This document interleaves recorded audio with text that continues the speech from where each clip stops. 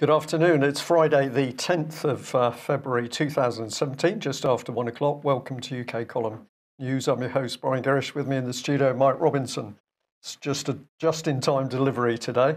We're delighted to say we've also got David Scott from Northern Exposure joining us, and he'll be commenting straight off with this one. Fake news, is it, Mike? Fake news, David? What's going on? Well, it's The Guardian, and people are starting to notice what's coming out of The Guardian, and it's not news.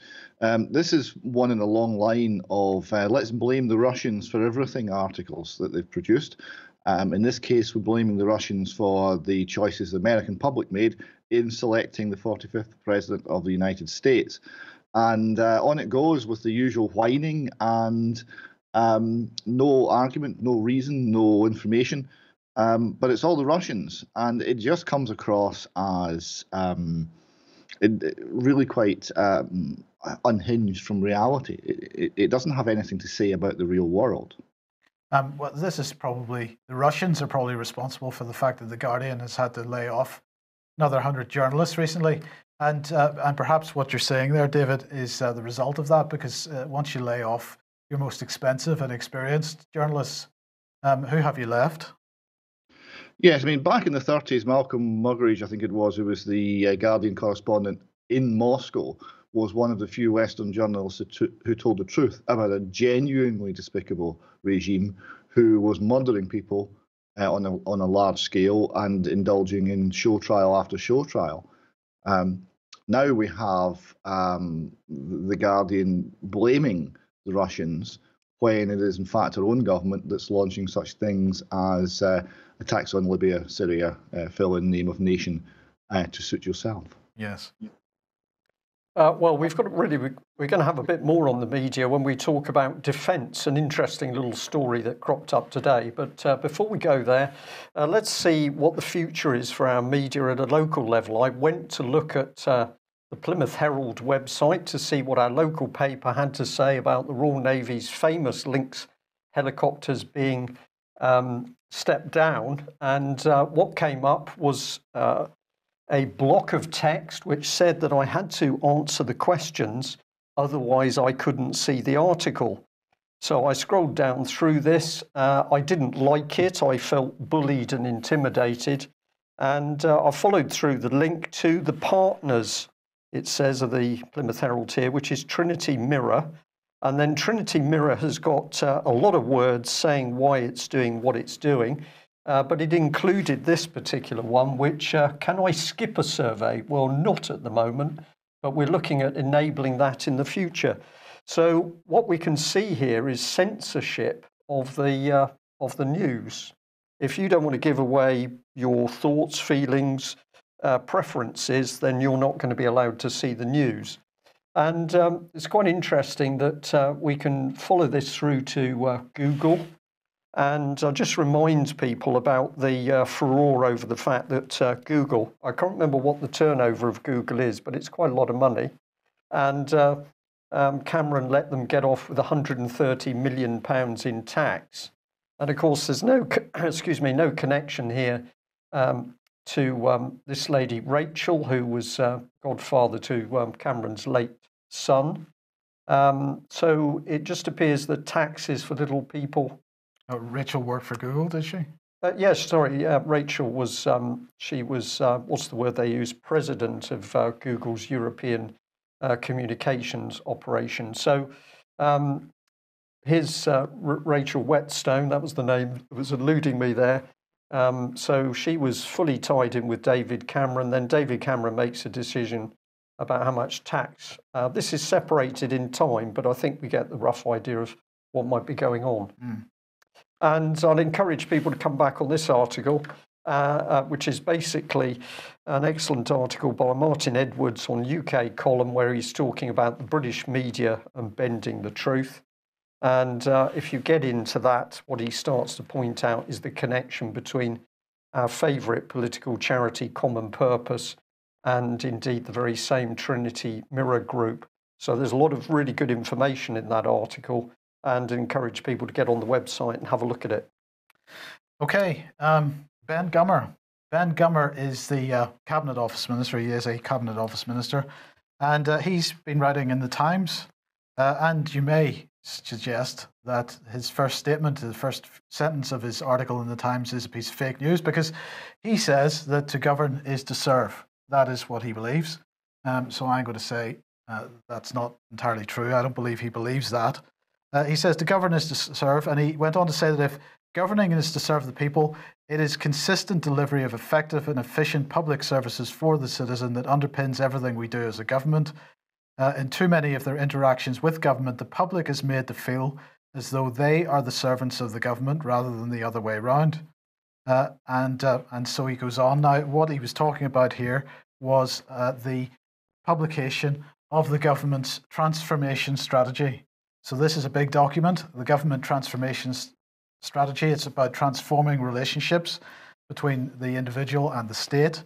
We'll come on to that in a second. But when you look down through this, what we're really talking about is the digitization of everything. So first, they are going to drive forward, they say, a renewed focus on digital government as the means to deliver services for the taxpayer. And so we're publishing the government transformation strategy, outlining the government's commitment to utilize the virtues of technology to reshape government by ensuring millions of people are able to access online services they need whenever they need. So that should make us all feel good. As well as moving as many services online as possible, they say we must harness the value of open data as a means to innovate and improve the range of services available to the public and enhance the transparency of government. We will appoint a new chief data officer alongside the assembly of a data advisory board in order to best align our efforts to make the best use of data across government and to drive our open data and data transformation policies. We'll come on to that in a bit more detail in a second. Third, we, the government, will work to ensure that our civil service has an equality of representation around the United Kingdom so that public servants have a depth of experience of the public they serve. The Cabinet Office is currently reviewing the location of government agencies and arm's length bodies and will consider relocating them where they could generate local area of expertise, support private sector growth and enable fair distribution of civil service expertise, especially at a senior level. Now that, we'll come on to the data bit in a second. This bit here, what he's actually saying is that a big part of this transformation strategy is the restructuring of government to reflect the devolution to the regions and the city-states. This is the breaking apart of national institutions to be replaced with regional institutions.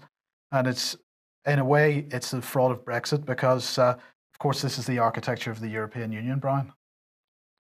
Yeah, but Brexit means we're coming out of the European Union, Mike. That's quite clear. Well, it's not. We'll be having a little look at Boris Johnson a bit later. Right.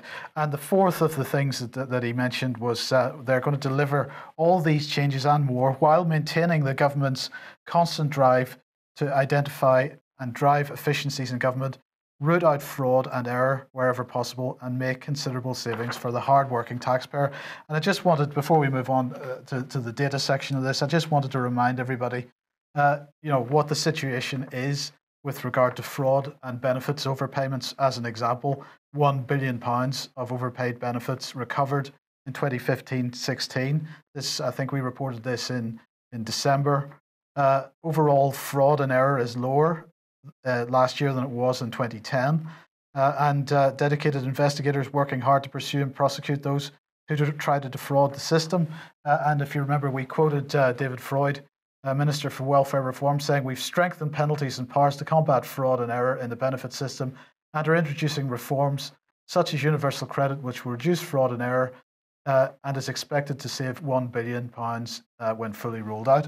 But the point that we made, of course, was that if we look at the statistics for fraud and error since 2005 to 2016, we find that around 2014 or so, there was a sudden switch between the percentage of what was considered fraud and what was considered error. So error, the percentage fell to 0.5%, and the percentage of fraud has risen to 1.1%. And the point that we made was that that happened not by accident, not by design, in the sense of they have fixed their systems to such a degree that there's no possibility of error anymore. What they had done was they had redefined what fraud is. So by redefining that, they can increase their penalties and make sure that more people suffer as a result. But it's okay. We're redefining the relationship between the individual and the state, so there's no need to be concerned. No need to be concerned. So we've got big data. We're going to make sure the tax is all claimed properly, unless you're Google, apparently. Well, okay. Well, Google may be the beneficiaries of this, but let's move on. Let's go back to this, because big data is right at the heart of it. And they say that increasingly government departments will need to collaborate across traditional organizational boundaries. The vote to leave the European Union, because the Brexit vote everything has to be blamed on that. It's almost synonymous with Russia, but anyway, the vote to leave the European Union has heightened the need to be responsive and to be able to adapt to a changing environment. To build services that run seamlessly across government, we must take the next steps in transformation. We will strengthen our digital capability. We will improve trust between citizens and the state, giving citizens confidence that their personal data is secure and being used in the ways expected, while making government activity more transparent and making publicly owned non-personal data available for reuse where appropriate. So what they're going to do is they're going to make application programming interfaces, APIs, available to third parties like Google to get access to what they're describing as publicly owned non-personal data. So it's anonymized. And they talk about anonymization in the document. There is no such thing as anonymized data. And this has been covered right across the web in various articles, in academic papers. People have given demonstrations of how they can take so-called anonymized data, and when they attach or they process that in parallel with other data, they can very quickly identify individuals. It's not easy to do, but when you're handing this data to the likes of Google, who do this kind of stuff day in, day out, they can do it, right? So there is no such thing as anonymized data. So this morning, Brian, I phoned the Information Commissioner's office to ask if they had been approached by the government for advice, perhaps, about how to deal with this data. They've been in discussions or put in any frameworks for this. They have not responded. So unfortunately, they don't seem to know anything about it or want to discuss it. I think that's probably right. And while you were talking, what came into my mind was digital trials, because over the last couple of days, some of the newspapers have been crowing that we're very, very close now to people being able to be charged and then appear not in court and then be sentenced all digitally. Right, so you have preempted me slightly because that is exactly one of the case studies that is focused on within this document is digital courts. This digitization, this changing courts from being physical places to digital places has been driven by Sir Brian Levison, who is very, very likely to be our next Lord Chief Justice when Lord John Thomas retires. This looks like he's similar to the Levison that ran the attempt to take state control of the media. That is, he's very similar, isn't it? Genetically identical. Yeah.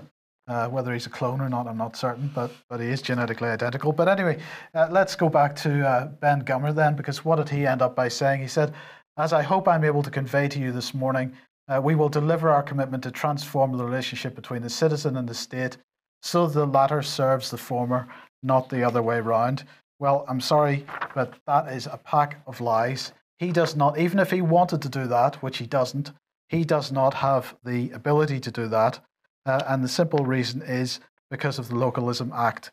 So the Localism Act prevents him from changing that relationship because it's defined there. Clause 1 of the Localism Act says a local authority has the power to do anything that individuals generally do. It confers power in any way, whatever, including power to do it for commercial purpose or otherwise for change, the power to do it for the benefit of the authority and not for the residents in the area. So what we're talking about here is the fact that the relationship between the individual and the state has already changed. It's not reversible. Yes, it's not reversible without repealing legislation, and Gummer's not talking about that. So at all. perhaps we should bring in David. This stuff is pouring out. Many people are contacting us, emailing us, and saying speed. It's the speed at which this stuff is coming out of government now.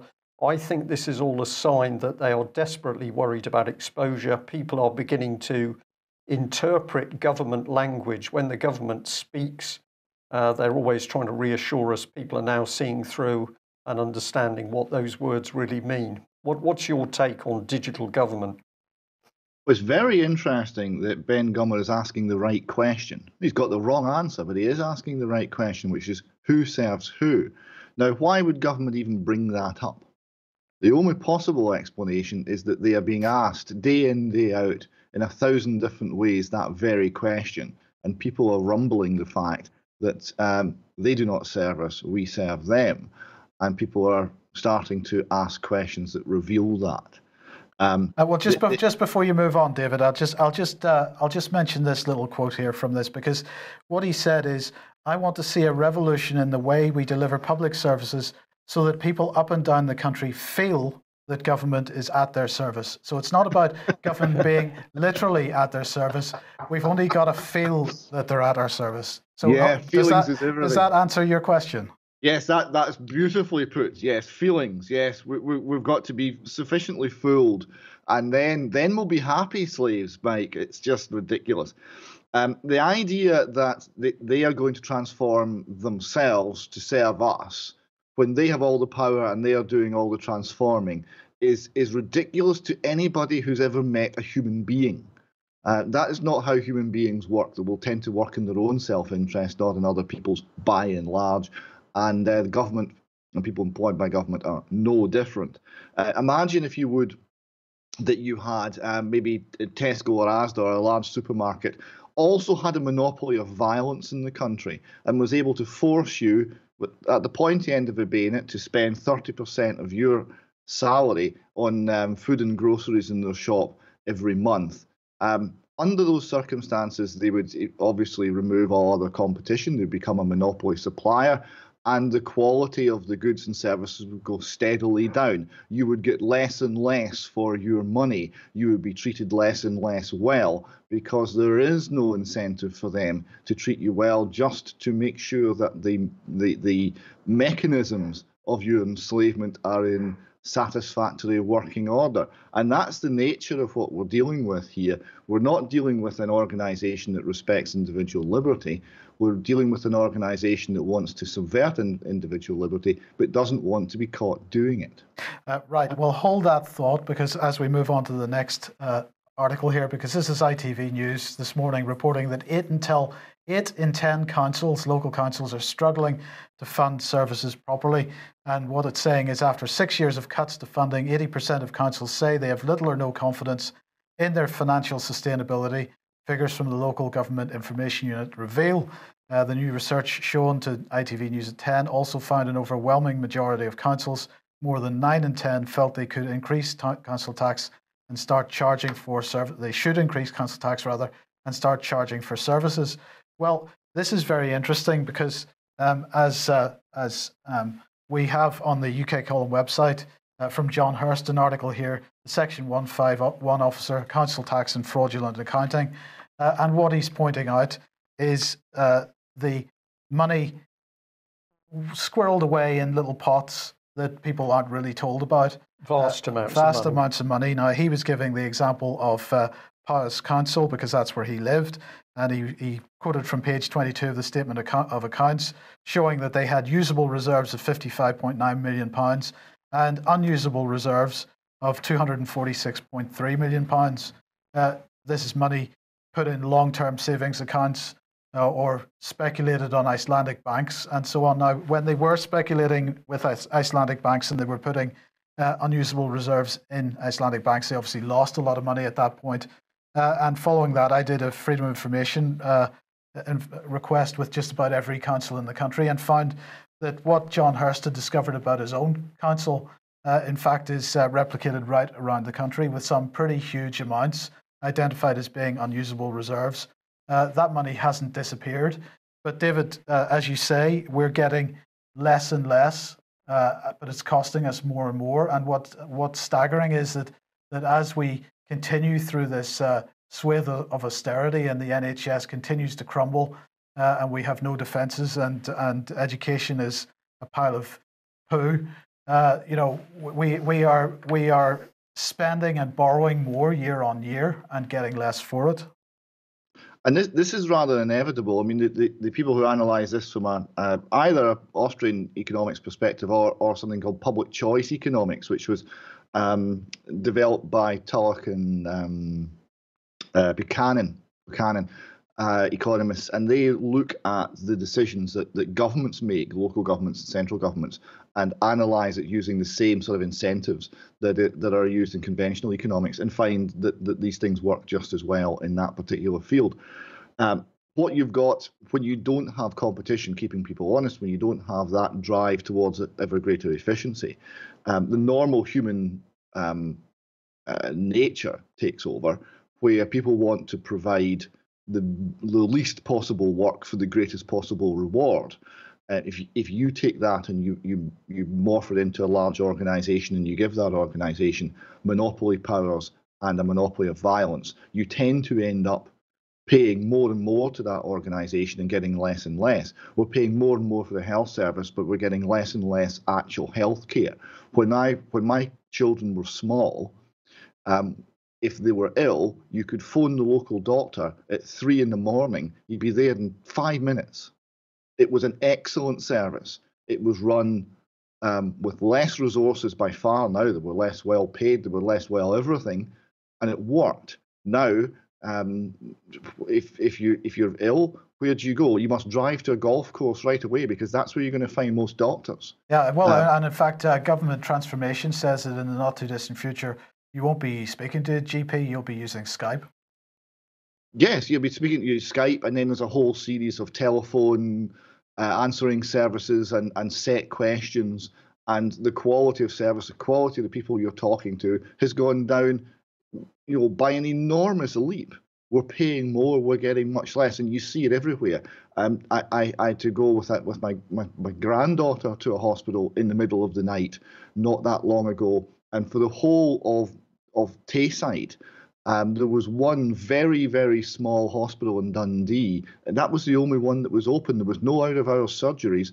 The people had to go there, and there was one woman on the reception desk, and I remember saying to her, whatever you do, if you go to the loo, don't slip on the floor, because you are the NHS. If you go down tonight, there is nothing. And that was for a huge slice of Scotland. Mm. Well, let's take the story on, because the great lie of no money created from nothing, but no, there's no money. Let's go back to defence. And we got this extraordinary story from the Telegraph, and the headline is Britain's entire fleet of attack submarines are out of action. Now, just to put this in context, attack submarines are nuclear submarines that are out there looking for other submarines and surface ships. But a big part of their job is to look after our nuclear deterrent submarines. So the nuclear deterrent submarines apparently still at sea, but there's no attack submarines to defend them. So the headline from the Telegraph, very specific, the entire fleet of attack submarines is out of action. The Royal Navy says this: we don't comment on specific submarine operations. Britain has a world-class fleet. The Royal Navy continues to meet all of its operational tasking, deploying globally on operations and protecting our national interests as Britain steps up around the world. So the Royal Navy has said basically this story is not true, in my opinion. Let's just have a look at it. Where did the Telegraph get this information from? Well, we phoned the Telegraph news desk this morning. We spoke to an extremely aggressive and unpleasant man. We said, where's the evidence for this story? And he said, The Sun. It came from The Sun, Mike. So that is an admission from the Telegraph news desk that they're poaching stories from other newspapers? That's what he said. I asked him, where did this story come from? Where's the evidence? And he said, The Sun. And I said, The Sun said that the Sun said that the big threat that we're no longer policing because the subs are not at sea is the threat to international commerce and sea lanes posed by Iran. Iran. I don't. I'm speechless. Yeah, because we're back huge on maritime power. We're back on the fact that we're seeing this utterly bizarre language coming out from our politicians and the press. This is something out of Alice in Wonderland. So we're told it was the Sun. I pressed the Telegraph man on evidence. Was there evidence? And he muttered, well, the Sun article says. And I said, well, that's hearsay. Whereupon the telephone was not put down, it was smashed down. You could hear the strain of the plastic the other end. This man was venomous when I challenged him as to the veracity of that Telegraph article. Well done, David, because you've. Oh, sorry. Can I bring this on? Yeah. This one here. You've got this one. Here's the Sun. Sub-zero. The Royal Navy's entire fleet of attack submarines is out of action, and Theresa May doesn't know because chiefs fear a reaction. Now, what is this? Is this some form of kindergarten being run here? We've seen the first Sea Lord was over boasting to the Americans about our capability last October. But I'm going to bring this point in again because it is so important. If this article is true, then Britain's nuclear deterrent is utterly exposed at sea. There's no Nimrod aircraft. There's no attack submarines. This means Britain's nuclear deterrent is effectively nearly a sitting duck. And who's actually talking about this? Well, the papers are not talking about it. So is this fake news or is the government lying? You had a slide of a lady saying that when people don't know what's true and what's not, they go into no man's land because you have no idea what's actually going on. So an incredible story, and we haven't got to the bottom of it. But if you dare to ask the Daily Telegraph, where's your research on this story? Oh, we just got it from the Sun. So if you're somebody who pays for your Daily Telegraph, you might as well stop paying for it because you can simply pick up a Sun and there's all your news. I don't know how else to do on that. So let's have a look at this serious issue. So we'll bring on, it's one of Britain's nuclear submarines that was damaged. This was off Gibraltar. So if you have a close look at the picture, the fin, it isn't the conning tower, it's called the fin, has got a little bit of collision damage. So that was another submarine that had a problem. But what are local MPs talking about? Well, here we are. This is Oliver Colville. Plymouth MP should be absolutely focused on the Royal Navy and defence and what's happening. And what is he tweeting out? That he's done a really good job on a seagull and hedgehog debate. So drifting into madness, Mike, drifting into madness throughout the Conservative government. And we've now got newspaper articles completely untrustworthy, 1984. Well, we need a solution, so we better put up our advert. Nottingham, we've got the British Constitution Group meeting on the 22nd of April. And you'd said to us, we never get a real chance to talk at events and get to know one another and share ideas because we always get to the end of the day and then we've got to leave the hall. That's what people constantly say to us. So we say we have created a space for nearly 1,000 people to meet, talk, get to know each other and share ideas and team up. So we hope that you will be signing up and getting your advance ticket, which is a mere £10 to come to that event and really meet other people. And David, you've got an advert here for your meet in Scotland, if you'd like to tell us a little bit more. Yes, this was last Sunday's meet in Dunblane, which was excellent. You see Robert Greene there made it up from the south, and he gave a very impassioned speech, which you can catch on YouTube via the Holly Gregg Justice website. The chap sitting next to him with the iron brew and the bobble hat is Robert Sproul. Now he's taking the fight very much to the Scottish justice system, and having huge success in doing this. And this was prompted by an attack on his family, which saw a close relative's child taken by the state in a completely unlawful fashion. And Robert's fighting back. Fantastic speaker. He really laid it on the line, and it's someone that we'll be seeking to follow as he takes the fight to the authorities, because he'll be speaking and acting quite robustly, I think, in the weeks and months to come. And that's myself there standing up, and Neil McKechnie on the end. Neil took us through his own personal story, which is an extremely troubling one, and one which in the UK column we want to come back to and look soon in more detail, because he has been up against the entire Scottish legal establishment, which has revealed fraud to the very top, and many, many strange things that made no sense at the time, but which he subsequently managed to diagnose by following the relationships and the fraudulent relationships all the way through the legal system, and all of the checks and balances that are meant to support and protect the public. It shows the system is entirely broken.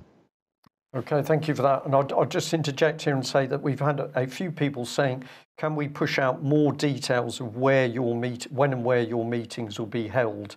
So we'll deal with that off air, but I'm just recognising that people are showing great interest in being able to get along to your meetings north of the border.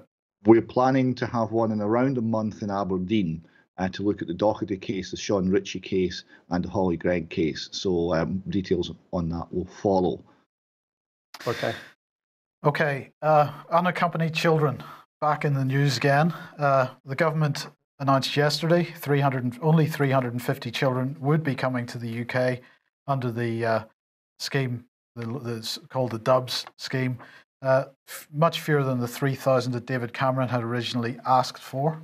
What did Amber Rudd have to say? She said scrapping the Dubs amendment was partly because it encourages people traffickers.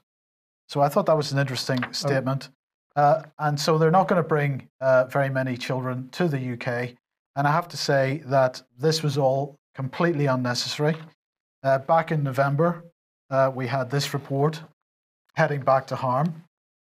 From the NGO ECPAT UK and the charity Missing People, and they were saying that 30% of all UK child trafficking victims and 13% of unaccompanied children were disappearing from the UK's care systems. And this was the issue that we raised over a year ago now, the fact that so many people are missing from the UK's care system. This report said that 167 of 590 children suspected or identified as child trafficking victims in the year from September 2014 to 2015 had vanished from foster care and from care homes across the country, and that 593 of the 4,744 unaccompanied children placed under protection of local authorities also went missing at least once in the same time period.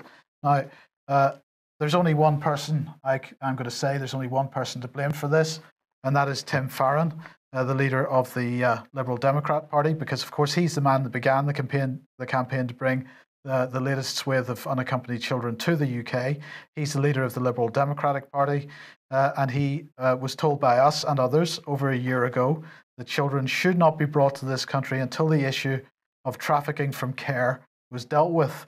And we reminded him of the all-party parliamentary group for runaway and missing children and adults, that they're looked after children and care leavers report. The fact that this was chaired by Anne Coffey MP, the fact that they were absolutely saying that this was a national scandal involving children missing from care. And until recent cases of child sexual exploitation in Rochdale and other places put the spotlight on the issue, it was going on pretty much unnoticed. So that report, published in 2012, MPs, plenty of time to read it, plenty of time to understand it, plenty of time to do something about it. Tim Farron, in the meantime, absolutely pushing for unaccompanied children to come into this country. When this report is thrown at him and said, "What are you going to do about this?" he says he's going to do nothing about it. He was completely, how do you describe it? His response... Dismissive, completely dismissive. Absolutely. So now what I've got on screen as a quote there, but if I do something about my parliamentary colleagues of all parties, they would have nothing to play with. That he didn't say that, of course, but his attitude was tantamount to that. Well, he was the one who said, yes, he accepts that many of these children would have been trafficked and abused. He actually said that in his email. And how many are we talking about? Well, over 300 Syrian children simply disappear. The Metropolitan Police, we've also been on to them saying, what have you done to find these children? they've now got to the stage where they simply won't respond to telephone calls or emails. Right, and this is reflected on a much broader basis as well, because as we mentioned a week or so ago, Interpol recently issued a press release saying that they had identified 10,000 child victims of sexual exploitation. And when I wrote to them and said, okay, you've identified the victims, how many people have been prosecuted as a result of that identification? And they said, we don't keep those statistics. So here we've got an international policing organization that publishes a press release about children exploited, and they aren't doing their jobs. Because nobody's interested in the missing children. I'll just also bring in the Archbishop of Canterbury, Mr. Welby, because he's very upset we're not having more children coming into Britain. But this is the same Archbishop of Canterbury that doesn't want to talk about child abuse. He doesn't want to talk about child abuse in the church. And of course, we've recently had yet another article of abuse in the church, which his church covered up by not telling the police the abuse had happened. So there seems to be an unnatural desire to get children into the UK, knowing that these children are going to disappear, be abused, trafficked, or as our Met whistleblower said, end up dead in the gutter. David, this is pretty horrific stuff, really. I was looking at a press conference from California that was transmitted on YouTube, and I've put out as a tweet just a few days ago. And this was reporting 450 odd arrests in a major crackdown on child trafficking for child sexual abuse. And 70% of the victims, or over 70% of the victims, were from the care system. So it's the world over, the Western world certainly, all over, that the care system simply acts as an enormous child brothel and channels these kids into the most horrendous situations and gives them, in many regards, no hope. Okay, let's move on, David. Another NHS scandal inevitable. Yes, this is this point we were making earlier on, that we're getting more and more money is going in, and we're getting less and less result for it. And this is visible in all public services, and it's the realization for that that's driving so much that the state's trying to do, the new model Scottish government, the joined up thinking, the attempts at some sort of pseudo privatization. But here you see again huge resources went into the NHS, but the storm clouds are gathering once again as the system is breaking down. And it was interesting that the person who ran the Staffordshire inquiry is leading the call here to say that the same problems are going to arise again, and we might wonder, in fact, if they ever went away. Okay, and let's let everybody know that we did publish the letter that you discussed last Friday from the Dohertys. Yes, and I had another letter come in from Brian Doherty late last night on email, or rather half of one. Time he said was pressing, but this is a full and detailed line-by-line dialogue account of his exchange with the Garda, and it's going to continue, I suspect, to his exchange with the psychiatrist who was trying to section him. The Garda kept repeating that they had a common law power to stop anybody, anywhere, anytime in Ireland. This was a surprise to Brian. It's a surprise to me because obviously under the common law we're all equal. So if they have that power, then so do we. And they couldn't give Brian any explanation as to why they had a legitimate reason to stop him, but they stopped him anyway, and subsequently pulled him from the car and took him to see the psychiatrist, who had to admit that there was no reason to hold him and let him go once again. They never seem to learn, David. No, and one of the good things we'll get from the information that's coming now from Brian Doherty is we'll get lots of names, so we'll get specifics, and that will allow people to contact the specific people involved and ask them for an explanation of their actions. Good. Okay. Well, now, quite some time ago, it may even would it have been a year since we discussed this wall falling down, because this again is crumbling infrastructure. Yes, I just thought it was worth tying this up. The official report on this failure came out. Now, this wall you see here came down early one morning. It's the school's called Oxgangs Primary School. It's near Edinburgh. And it came down in winds of around 60 to 70 miles an hour. So strong winds, but not out of the normal way for central Scotland. And the problem was that the wall ties that secured the outer leaf, which collapsed to the inner leaf, which is in turn secured to the steel frame, were not embedded in the outer leaf hardly at all. And so that you had an almost freestanding pile of bricks, and the wind just sucked it off the building, and it collapsed down. And it could have been horrendous if it had been a couple of hours later and the children had been in the school or in the playground. It could have been horrendous, but fortunately no one was hurt. The explanation went into it. They found that it wasn't anything to do with PFI per se, the way that the buildings were procured, but to a lack of skill, talent, ability, and supervision on the job. So you see here craft skills being eroded, you see abilities being eroded, and the reliability of what we produce as a nation going down. It's a sign of a quite deep-seated malaise, I think. There are no simple answers to this, but answers should be sought. And problems like this can, of course, be tackled. It's just a case of having the will and the clarity of judgment, the clarity of insight into what's actually going wrong to make a difference. No amount of bureaucratic paper shuffling to extract more wealth from people will actually address this problem. We need to have people who are able to look at the real problems and find real practical solutions that work on site in reality in the world. Indeed. And another case that we have mentioned in the past, we haven't discussed for some time, is the death of Sheku Bayoh in custody in Scotland. And this from the Courier saying that Nicola Sturgeon was pressed over the situation at First Minister's questions. And we have another one here saying that the Bayoh family is to meet the Lord Advocate this week. So bring us up to date then. Yes, up to date. This is Scotland. This is an inquiry into a suspicious death, and the perpetrators were members of the state establishment. Therefore, there is no bringing up to date. We've had a year has passed, and there's been no progress.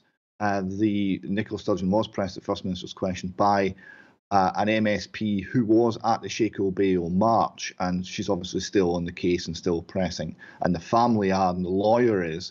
But it's going through the Crown Office. And remember, Jock Thompson QC stated that the Crown Office was institutionally corrupt. And it's going through the Lord Advocate. And one of the issues in Scotland is everything goes through the Lord Advocate. There's no private prosecutions.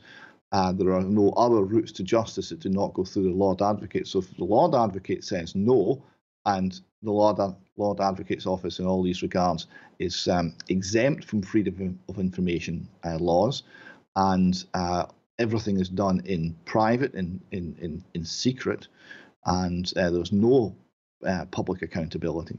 If the Lord Advocate says no, then it's no, and there is no justice in Scotland.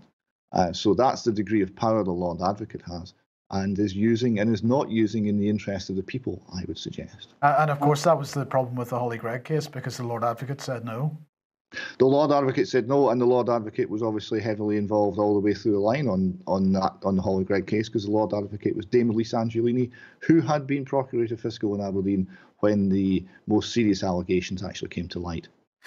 Okay, and then just briefly, David, bring us up to date with John Mason. He's now apologised for his comments, which I suppose you were partly responsible for generating, and even Nippy has had to apologise. The sound of apology is loud in the land. John Mason, after 9 days, suddenly apologised in quite a fulsome way, and the Three Soldiers campaign accepted that and said that they want to move on. They want to concentrate on the campaign, not on this issue. Only for letters, emails to then be leaked to the campaign by some good-hearted soul, and whoever you are, thank you, in the press office of the SNP.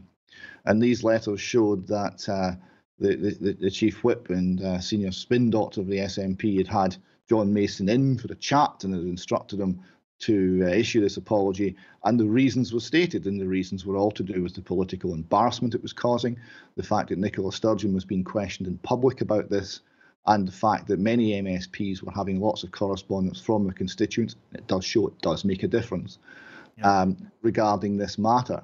So the apology was politically motivated, an issue that has been a huge disappointment to the family.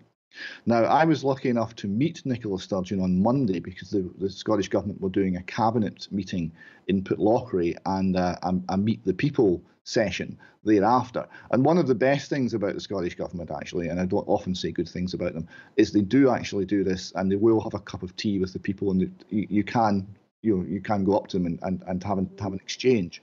So I raised this issue with Nicola Sturgeon, and she undertook to enter into discussions with the campaign to see if she could do something positive to help. Now, the campaign have now publicly called on her to meet with them, so we'll keep an eye on that, and we'll see if she's able to help find some justice for the families of these 3 soldiers.